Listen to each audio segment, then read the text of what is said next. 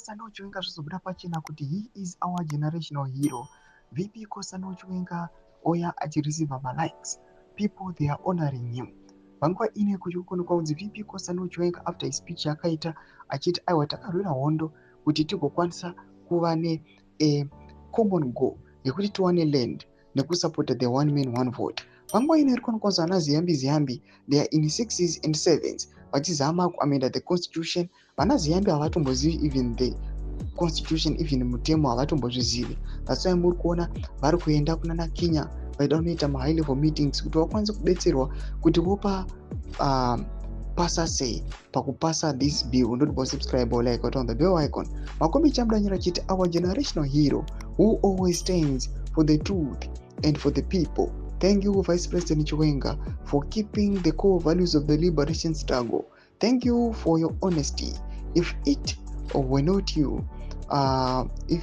for you, the nation would have agreed to Mr. Ziyambi's false claim that the liberation war wasn't fought for one man, one vote. As Zimbabweans, we appreciate your honesty.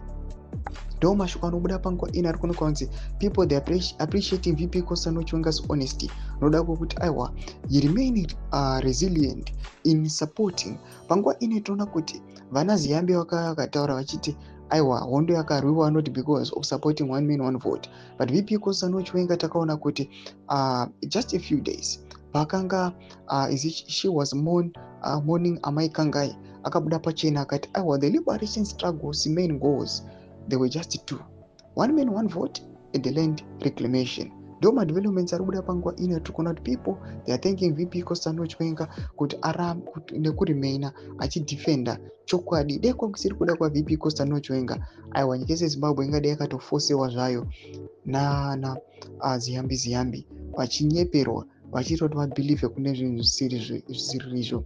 Kana comment section medu dzafunguro enyu muri kudii pamusoro pechitiko ichi. Musangana subscribe or like, chat on the bell icon.